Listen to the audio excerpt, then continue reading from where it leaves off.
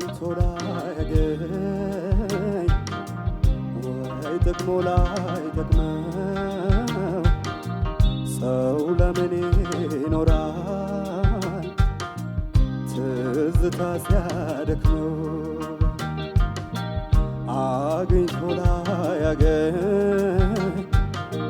ወይ ጥቅሙ ላይጠቅመው ሰው ለምን ይኖራል ትዝታ ሲያደክመው ትርጉሙ ምንድነው ትዝታ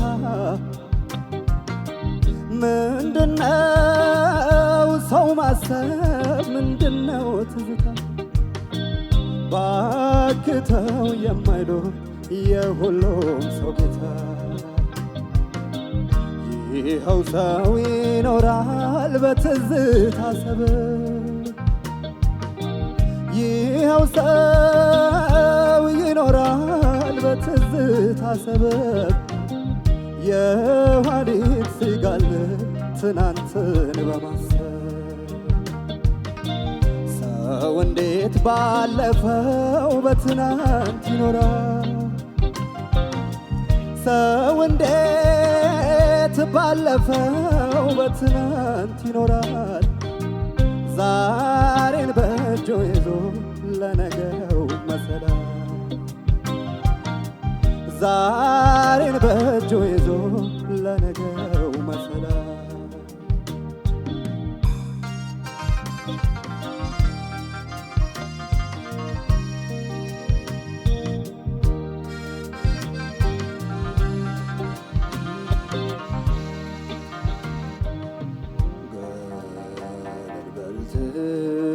ትዝታ ልርሳው በሽታዬ አትጋርደኝ ልይበት የነገን ተስፋዬ ባይጠፋ ሻራው ትዝታው ቢነፍስ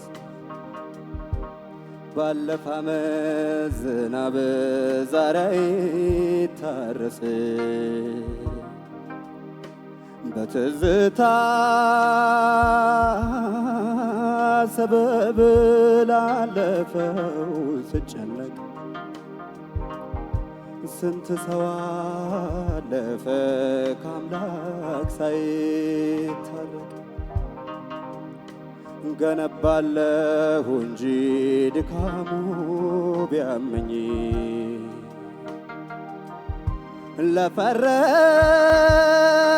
ለፈረሰው ቤቴ ሳልቅስ ሳልገኝ ያለፈን ላይቀይር በከንቱ ይለፋል ያለፈን ላይቀይር በከንቱ ይለፋል መቼም ሰው ደፋር ነው ፈጣሪን ይጋፋል ትንሽ ልብ ሲሉን እልፍ እየተገኘን ትንሽ ልብ ሲሉን እልፍ እየተገኘን ድሃ ነው በልቡን ሞቱን የተመኘ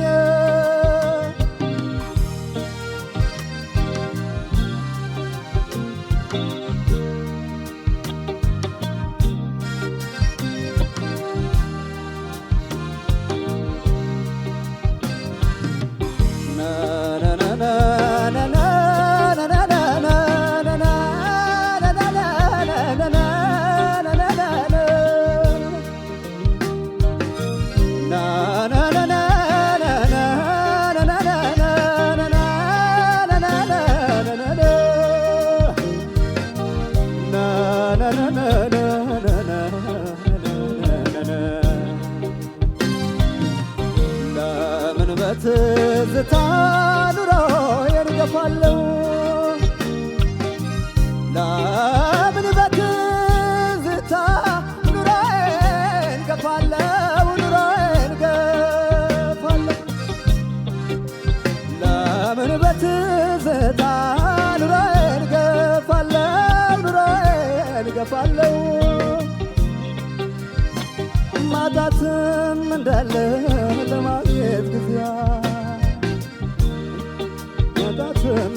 ትወዳለህ ለማግኘት ጊዜ አቅም አለኝ ብሎ የሰው ልጅ ቢሰፍኝ አቅም አለኝ ብሎ የሰው ልጅ ቢሰፍርም የሰው ልጅ ቢሰፍርም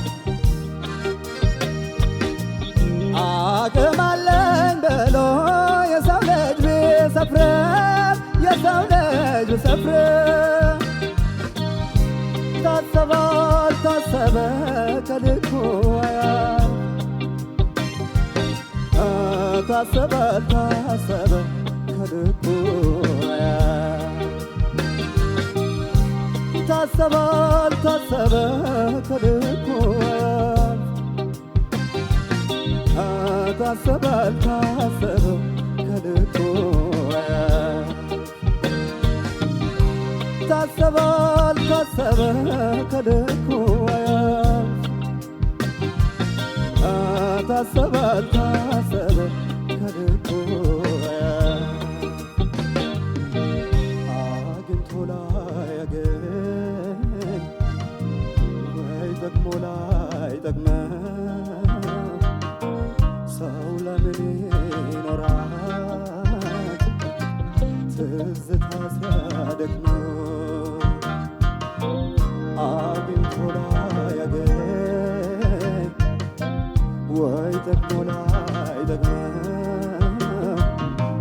ሰው ለምን ይኖራል ትዝታ ሲያደክመው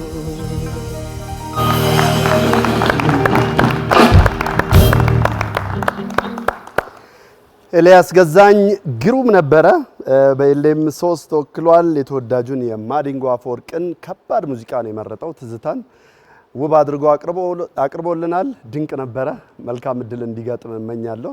ዳኞች እሺ፣ አዲ አመሰግናለሁ። ኤልያስ እንዴት ነህ? የሚገርመው አብዛኛው በጣም ጥሩ ነበረ፣ ግን ይሄ ዘፈን ያው እንደ ውድድር ብዙ ነገሮች አስተናግዷል ማለት ነው። መቼም የድምፅ ከለር ማመን የሚያቀት ነው። በየጊዜው ያለህን እድገት ከመጣህበት ጀምሮ እንግዲህ እናውቀዋለን እና በጣም ለውጥህም በጣም አስገራሚ ነው። ግን የማይታለፉ ሀሳቦችን ላንሳ። በተለይ ሲጀምር አግኝቶ ላያገኝ ብለህ ስትጀምረው አንዳንዴ በጣም የምንቃቸው አካባቢዎች በጣም ደግሞ ዋጋ ያስከፍላሉ።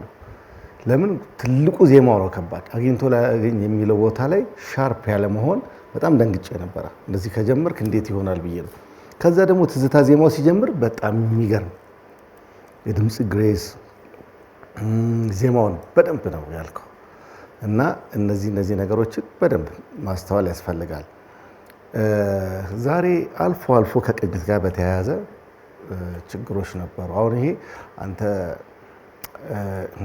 ዶክመንተሪው ላይ እንግዲህ ምስካሪዎችም አሉ። እልህኛ ነህ፣ በደንብ ማዜም ትችላለህ፣ ጊዜ ታይም ወስደህ በደንብ መስራት ትችል ነበረ። ይህን ዘፈን ጥንቅቅ አድርገህ 10,000 ይዘህ መውጣት ትችል ነበረ። በቃ ጥናት ይፈልጋል ዘፈኑ እና በጣም በቸለተኝነት የሄድክባቸው መንገዶች ናቸው እነዚህ። በጣም አንድ ቦታ አሪፍ ታደርገዋል፣ አንድ ቦታ ደግሞ በጣም ጥሩ ስለሰራ ያኛው ቦታ ሌላ ቦታ ላይ ደግሞ በጣም ያስታውቃል ማለት ነው። አሁን ላይ እንደማነሳው የሚገርም ቃና ነው ያለ የድምፅ ከለር። እሱን ነገር በጣም የሚወጣ ቦታ የሚዘጋ ነገሮች ሰማለሁ፣ በጣም አሪፍ ናቸው። ሌላው ደግሞ አሁን ዛሬ ይሄኛው ደግሞ ሙዚቃ ያስተናገደው ወሳኙ አልፎ አልፎ ከሪትም የመውጣት ብቻ አይደለም። መጀመሪያ የሚልህ ነገር አለ አይደል? ትፈጥናለህ ከሪትሙ። አንድ ቦታ ጭራሹኑ ተገለበጠ ማለት ነው። ያው ስለማያልፉ ዳኞቹ በዚህ አይነት መንገድ ብዙ ጊዜ ተናግሬዋለሁ። የፈለገ ድምፃዊ ድምፅ ቢኖረው እነዚህ ሁለቱ ነገሮች መሰረታዊ ናቸው። አንድ ፒች የምንለው ነገር ከቅኝት መውጣት አያስፈልግም። ሪትም የምንለው እሱ ላይ በደንብ አድምተህ ስራ። ሌላው በጣም ጥሩ ነበር። እኔ ጋ ያለ 9920 ጥሩ ነው። ኤልያስ ገዛኸኝ የማዲንጎ አፈወርቅን ትዝታ ነው ይዞ የመጣው። በጣም ቆንጆ ምርጫ ነው። ብዙ ቦታ በሚባል በጣም ጥሩ ነው የተጫወትከው። እኔ አንድ ጥያቄ ልጠይቅ እፈልጋለሁ። ጭፈራ እንዴት ነህ? አትችልበትም? ዳንስም ያው ጭፈራውን ካልቻልክ የባህልም የምንም ምን መሰለህ ይህን ጥያቄ ያስጠየቀኝ ከሪትም ጋር በተያያዘ ብዙ ቦታ በደንብ ፊል የሚደረግ ያክል የሚታይ የሪትም ችግር ስላየሁኝ ሪትም ውስጥ ሆኖ መጨፈር እንዴት ነው ትችላለህ የሚለውን ለማወቅ ብዬ ነው። ዘፈን ክፈትና እስቲ ዝም ብለህ ጨፍር እሺ። ከዘፈኑ ጋር በደንብ ሪትሚካሊ ጠብቀ መጨፈርህን ለማየት አንዳንድ ጊዜ ዘፈኑ ሌላ ጭፈራው ሌላ የሆነ ብዙ ጊዜ ነው የፈረንጅ ጭፈራ ላለው እና እንትን አይልም የሆነ ሪትሚክ ያልሆነ ነገር አያለው። አዲያውን ከሰርጉ በኋላ በጣም ስለጎበዘ ኃላፊነቱን ቢወስድ ታሰለጥነዋለህ። እሺ ቆንጆ ምርጫ ነበረ፣ ግን ከሪትም ጋር በተያያዘ ችግር ነበረው። እንደገና የመጀመሪያው ዜማ አማንም አንስቶታል። ስገባ ያለው ዜማ ጥሩ አልነበረም። ከቅኝት ጋር በተያያዘ አጠቃላይ ዜማውን በደንብ ፊል ያደረግከው አይመስልም። ሁለተኛው ዜማ ላይ ግን ስትገባ በጣም ጥሩ ነበረ። ወፍራሙ ድምጽ የሚመጣበት ዜማ ጋም ብዙ ጥሩ ነበረ። ነነነነ እያልክ ያልከውን ጋር በአብዛኛው ጥሩ ነበር። የድምጽ ቃና ዳይናሚክስ ለመጠበቅ የምትሞክረው ነገር፣ ስሜት ለማጋባት የምትሞክረው ነገር በሙሉ ጥሩ ነው። ግን መሰረታዊ የሆነ ነገር ሪትምና ቅኝት ጋር ችግር ነበረው እና እዚህ ላይ በጣም ልሰራ ይገባል። የሌለ ነገር ነው። አሁን ደግሞ በተለይ ከቅኝት ጋር በተያያዘ ጥሩ ነበርክ። ችግሮች እየታየ ያለውና ፕራክቲስ እሺ። ምንድነው የሚባለው? ብርቱን ስጋ በደህና መንጋጋ ይባላል። ስለዚህ በደንብ አድርገህ በጥናት ይሄን ማሻሻል ትችላለህ። እኔ ጋር ያለው ውጤት 9900 ነው። ኤልያስ የማዲንጎ ትዝታ በጣም ጥሩ ምርጫ ነው። ከባድ ዜማ ነው። እንደ ውድድርም ይሄን ይዞ መቅረብ ትልቅ ኃላፊነት ይጠይቃልና ምንድነው የዚህን ዘፈን አሬንጅመንት ስናይ የሙዚቃ አጀባው ብዙ ግርግር የለውም አይደለም። ከጀርባ ትንሽ ድምጻዩን ደገፍ የማድረግ ነገር ነው እንጂ ሙሉ ነገሩን ተጀምሮ እስከሚያልቅ ኃላፊነቱ የማስዋቡ የውጣውረዱ የምኑ እንዳለ ሙዚካሊ ያለውን ነገር የሚሸከመው ድምጻይ ነው ቶታሊ። ሶ የሙዚቃው ወይም ይሄ አሬንጅመንቱ ከጀርባ ያለው አጀባ ብዙ ሮል የለውም ማለት ነው። ትንሽ ነው ደገፍ የሚያደርገው፣ ግርግር ብዙ የለውም። ስለዚህ በጣም ነው የምትጋለጠው ማለት ነው። በጣም በውበት ከሰራህ በጣም የምትታይበት፣ ስህተቶችንም ከሰራ በጣም የምትጋለጥበት አይነት የዜማ ስትራክቸር ነው ይሄኛው አቀነባበሩ። ሁሌም እንደምንለው መቼም እንዳንተ ድምጽ የታደለ ሰው የለም። በጣም እጅግ በጣም የውብ ድምጽ ባለቤት ነህ። የጉልበት ችግር የለብህም። ድምጽ በጣም ብራይት ነው፣ ፍንትው ብሎ ነው የሚሰማው። የዲክሽን ይሄ ግጥም ምናምን እንዲ የሚግበሰበስ ነገር የለም። ክሊን የሆነ ነገር ነው የሚሰማው። ሬንጅ በጣም ወደ ታች የሚወርደውም ወደ ላይ የሚወጣውም በደንብ ሰፊ ሬንጅ ነው ያለ። ይሄኛውም ዜማ እሱን በጣም የገለጽክበት ነው። እንደ ምርጫ የመረጥከውም ኪ ቆንጆ ነው። ከዳይናሚክስ ጋር ለማድረግ የሞከርከው ነገርም ብዙ ነገሩ አሪፍ ነው። ግን ምንድነው ኤልያስ አሁን ዛሬ እኛ 11ኛ ሳምንት ላይ ነው ያለነው። ሶ ይሄ ዙር ሊያልቅ 2 ሳምንት ነው የቀረው። አሁን 2 ሳምንት ቀርቶ በተለይ ስለ ሪትም ማውራት ልክ አይደለም። ምክንያቱም የዚህን ያህል ጊዜ ስንነጋገር መተናል።